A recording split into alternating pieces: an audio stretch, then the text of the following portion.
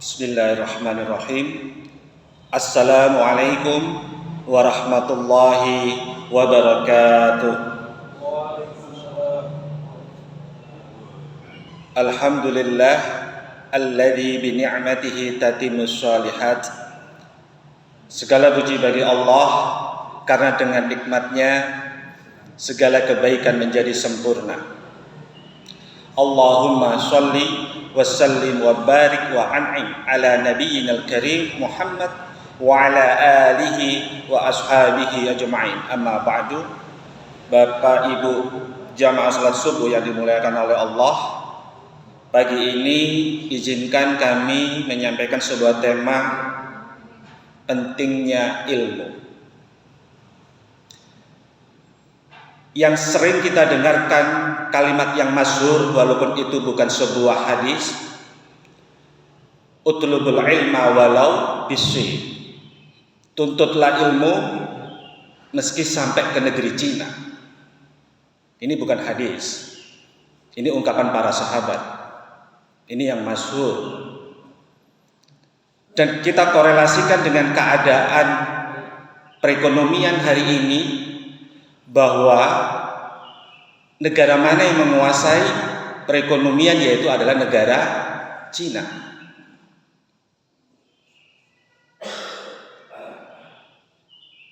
Dan kita sebagai umat muslim itu sudah dicontohkan oleh sahabat, yaitu yang kita kenal sebagai sahabat yang kaya, yaitu Utsman bin Affan, Abdurrahman bin Auf. Pada saat Rasulullah hijrah dari Mekah ke Yathrib atau Madinah, pada saat itu ada sahabat yang kaya raya atau paling kaya, yaitu Abdurrahman bin Auf. Pada saat hijrah, orang-orang Arab di Mekah pada saat itu menyampaikan kepada Abdurrahman bin Auf, kalau kamu ikut hijrah Rasul, maka semua hartamu hendaklah kamu tinggalkan di Mekah. Kamu hanya membawa baju yang ada yang kamu kenakan. Dan perjalanan dari Mekah ke Madinah kurang lebih 400 km. Dia tidak bisa menggunakan untanya, kudanya untuk perjalanan menuju Mekah karena semua hartanya diminta ditinggalkan di Mekah. Pada pilihan itu Abdurrahman bin Auf, karena dengan imannya kepada Rasul, kepada Allah, beliau tetap memilih hijrah. Dan bagaimana dengan istri Abdurrahman bin Auf? Pada saat dikasih pilihan itu, dia realistis. Saya memilih harta. Dan orang Mekah mengatakan, pilihlah lelaki tampan yang ada di Mekah dan kami akan fasilitasi pernikahanmu. Dan sehingga pada saat itu Abdurrahman bin Auf hijrah tanpa didampingi oleh istri karena memilih hartanya. Realistis dia. Tapi kalau Abdurrahman bin Auf, dia memilih hijrah bersama Rasul karena dia yakin bahwa Allah yang memberi rizki, kelak dia akan menggantikannya. Dan dalam perjalanan menuju Yathrib, terdengar kabar bahwa ada sahabat yang paling kaya di Mekah meninggalkan hartanya dan istrinya pun juga ditinggalkan. Di sana disambut orang paling kaya di negeri Yathrib. Dan pada saat bertemu dengan beliau, Abdurrahman bin Auf ditawarkan dari separuh hartanya untuk diberikan kepada sahabat ini. Terus yang kedua, pilih wanita cantik di sini, kami akan fasilitasi pernikahanmu di sini. Apa jawaban Abdurrahman bin Auf kepada sahabat yang kaya di Yathrib ini? Yang pertama, jazakallah khairan katsira. Yang kedua, ainal aswa. Tunjukilah aku pusat bisnis di sini. Tunjukilah pasar di sini. Artinya apa? China saat ini menguasai perekonomian dunia karena dia tahu pasar. Dia tahu apa yang diminati oleh konsumen. Dia produksi barangnya. Dan ini kita sudah dicontohkan lebih awal oleh sahabat Abdurrahman bin Auf, umat Islam. Dia meninggalkan seluruh hartanya dan dia pindah ke Yathrib dengan 1 tahun.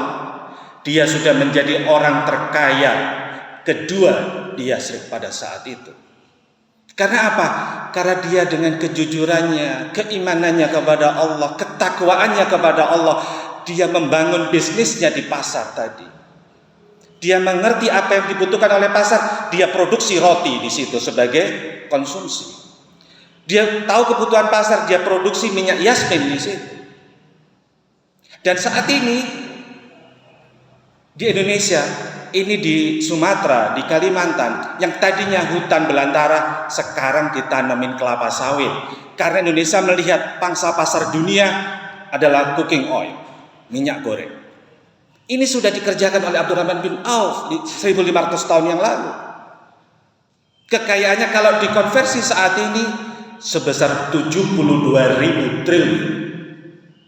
Melebihi dari rekod Elon Musk dan Bill Gates.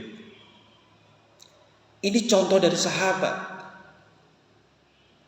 Kalaupun beliau masih ada di sini, bisa memimpin umat muslim menguasai perdagangan dunia. Kita sebagai penerusnya, pewaris agama Islam, sebagai orang beriman, maka hendaklah kita mencontoh para sahabat yang kaya raya. Dan suatu ketika pada saat istri Nabi Aisyah mengatakan, nanti dari sahabat itu ada salah satu yang pada saat masuk surga dengan merangkak karena kekayaannya. Abdurrahman bin Auf merasa bahwa hartanya yang begitu banyak, dia takut akan masuk surga dengan cara merangkak. Makanya dia menyedekahkan semua hartanya. Singkat cerita, pada saat ketika pulang perang, karena terlambatnya pulang perang pada saat itu, para sahabat untuk panen kebun kurmanya terlambat, sehingga kurmanya busuk pada saat itu. Semua merasa sedih karena hasil panennya tidak berhasil, karena kurmanya sudah membusuk karena keterlambat kepulangan perang. Pada saat itu Nabi Abdurrahman bin Auf membeli semua hasil panen kurma yang busuk dengan harga yang normal, sehingga para sahabat bahagia semua, dihabiskan hartanya. Dan pada saat yang sama ada di negeri Yaman, pada saat itu ada seorang raja kena wabah, musibah, penyakit, dan notabene dan ternyata obatnya adalah dari kurma yang busuk. Sehingga dia menginstruksikan pada utusannya, barang siapa memiliki kurma yang busuk dan ini menjadi obat wabah penyakit tadi, aku akan beli dengan 10 kali lipat harga normal. Dan itu adalah yang memiliki kurma busuk adalah Abdurrahman bin Auf, sehingga dia kembali kaya raya lagi. Apa yang kita petik pelajaran dari sini jamaah? Bahwa untuk menguasai perekonomian, baik itu di Indonesia, baik itu di dunia, kita tahu pasarnya, apa yang diminta oleh market. Itu yang kita produksi, itu yang kita jual. Bukan kita jual apa yang kita mau, tapi yang diminta yang kita jual. Itu pelajarannya. Terus apa yang kita sikapi dengan Malang, kota kita, tempat tinggal kita. Malang menjadi kekuatan orang-orang yang belajar, tempat pendidikan, dipimpin oleh Brawijaya. Ada Pak Teguh di sini. Itu kalau saya menerima tamu dari luar kota, dia datang ke sini selalu menyampaikan, saya datang ke sini karena Brawijaya. Dia memiliki jumlah mahasiswa terbanyak saat ini di Indonesia, 70.000 mahasiswa. Itu sumber dari yang tamu yang saya bawa. Nanti Pak Teguh yang lebih tahu detailnya. Jadi kekuatan Malang menjadi kota pendidikan. Dengan kota kependidikan, akhirnya pariwisatanya juga maju.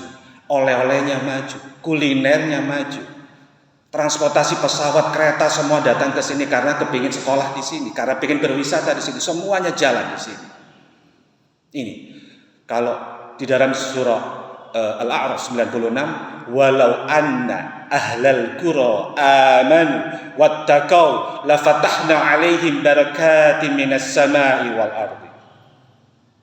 Jadi apabila penduduk suatu negeri itu beriman dan bertakwa, maka Allah turunkan keberkahan di langit. Even tadi Abdurrahman bin Auf meninggalkan hartanya karena dia beriman dan bertakwa kepada Allah, Allah turunkan keberkahan, dan setelah 3 tahun dia menjadi orang terkaya pada saat itu di Yasrib.